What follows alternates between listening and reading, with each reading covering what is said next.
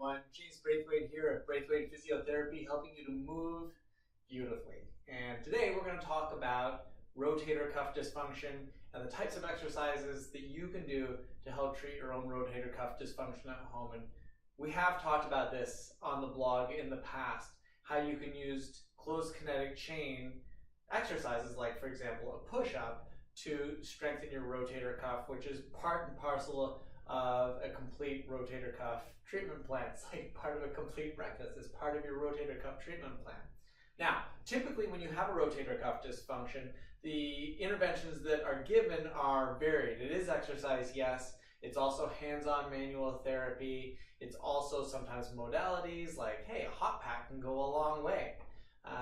But today we're going to talk specifically about, of course, that exercise component. Where's my band? Here. This is what you'll typically start with. You'll see something like this, where your physiotherapist will ask you to do some rotator cuff strengthening exercises, probably some abductions that look like this, maybe some out rotations that look like this, or flipping it around, doing some in rotations, right? Look something like that, or maybe you attach your band to a door or something like that and work on an in rotation in that type of manner.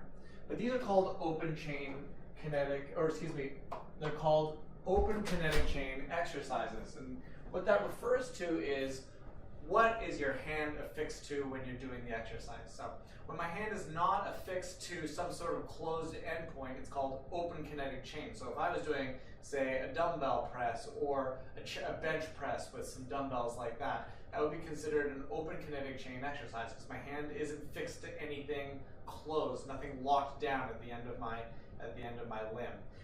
Conversely, a closed kinetic chain exercise, my hand is connected to something that locks the end point of that limb down. So an example might be a push-up, right? It looks like this. Push-up is a closed kinetic chain exercise because my hand is affixed to something, in this case, the floor. The point being here that most of those exercises that you typically get when you go to your physiotherapist are open chain exercises, and they work. That's great. That's wonderful. But they can get a little bit boring. So what I wanted to talk today about with you is closed kinetic chain exercises that you can do to help to strengthen your rotator cuff. Now, let's not forget that, of course, whether you're doing open chain or closed kinetic chain exercises, it always is executed on the foundation of a stable, well-controlled scapula, a well-controlled shoulder girdle. And I've talked about this many, many times in the past. If you download my ebook that's on my website, you can also take a look on how to stabilize your shoulder girdle there. But very briefly, it's the patented 3-point Braithwaite posture protocol method, where you tuck in your shoulder blade, tuck in your ribs, tuck in your chin, and that sets your shoulder into a nice stable position from which you can begin to execute some simple strength training exercises. Of course, you can get more elaborate with your movement patterning as you get further along in your rehab, but those are the basics. Tuck the shoulder blade, tuck the ribs by contracting your abdominals, and tuck your chin in. That sets your shoulder in a good supported base. And on top of that, you can add in whichever type of exercise you like. And today, of course, it's the closed kinetic chain exercises. We're going to do 3. Our first is one that we just showed you a moment ago. It's the push-up. I've talked about the push-up in the past, but let's go over that again here. I'm getting down onto the ground, creating a straight line between my shoulder and whatever the anchor point is. In this case, it could be my knees. It could be my feet. It doesn't matter. I'm going to do it from my knees, though. I'm going to make sure that my shoulder girdle is set, tucking in my shoulder blade, tucking in my ribs, tucking in my chin. And I'm going to execute a dip, drawing my chest down towards the ground, half distance, just to protect our shoulder. We're not trying to set an Olympic record with this. It's just a small movement pattern. Half distance. Breathing out as I push back up. Elbows are close to my body, not letting my elbows wing out to more than 60 degrees. This would be winged out. This would be tucked in. In the interest of protecting your shoulder, keep your elbows closer to your body, certainly 60 degrees of winging or less when you're executing a push-up like that. You can do it from your knees to begin with, and as you get stronger and stronger, you can progress to doing it from your feet, which is a little bit more challenging.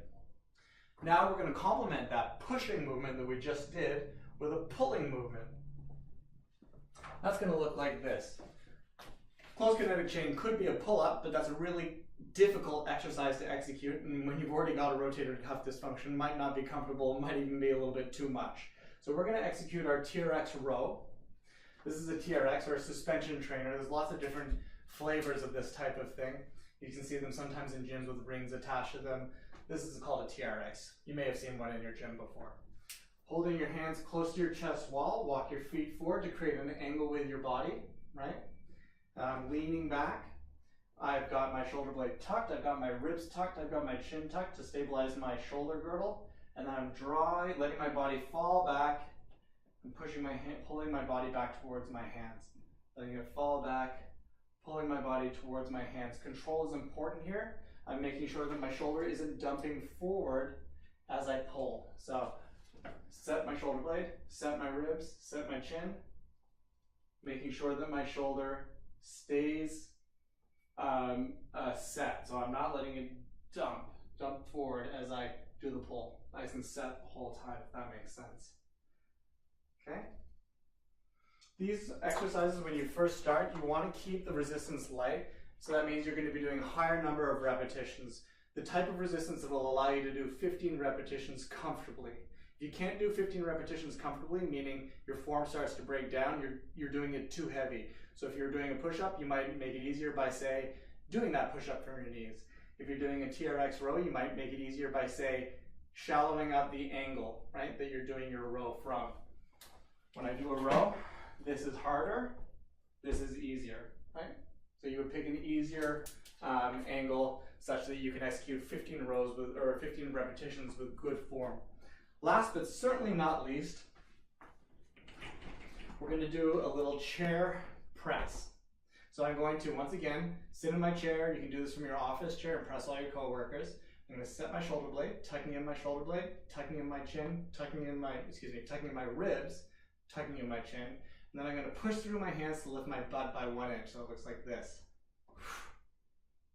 And then down. And then down. Just lifting the pressure of my body off of the seat of the chair. A simple little exercise. Again, taking care to make sure that my shoulder, isn't dumping forward as I do the push. I don't want to see any of this. Keep that set that you initiated on, right? So no shoulder dumping, if that makes sense. Okay, again, I should be able to execute 15 repetitions of that comfortably. If I cannot, I can push through my legs to help me lift, right? I can push a little bit through my legs to support, right? If I'm loading up a little bit more, I use my legs for less support. So that's something that you can play with from your chair. Again, 15 repetitions of that. It should be easy enough that you can execute that many repetitions without losing your form. And make sure that there's no lasting pain as well. With tendon problems like a rotator cuff dysfunction, you can have a little bit of pain during the exercise. Somewhere between 4 out of 10 during your exercise is okay, but anything that lasts longer than a day, too much. So if you do your exercises and the next day, the same time of day, you're still feeling an increase in discomfort, too much. You got to back off, you got to make it easier, or maybe go to those open chain exercises that may be less irritating, the ones with the resistance band that might be more traditional. The point is, though, that you have the option to execute rotator cuff strengthening with closed kinetic chain exercises like the push-up, like the row, like the little chair dip that we just demonstrated, and they can be emotionally satisfying because they look a little bit more like traditional gym exercises, and a lot of people get a big kick out of that, and they still totally work for helping you to train your rotator cuff as well, which is part and parcel, as we mentioned, of the overall rotator cuff dysfunction rehab experience. So try those out for you. If they work for you, that's great. If it's not something that feels good as you execute, speak with your physiotherapist. They can help to guide you as to when and where it's appropriate to implement that type of exercise for you. So if you have questions about this or any other physiotherapy related question, don't hesitate to reach out to me, James Braithwaite of Braithwaite Physiotherapy, helping you to move beautifully.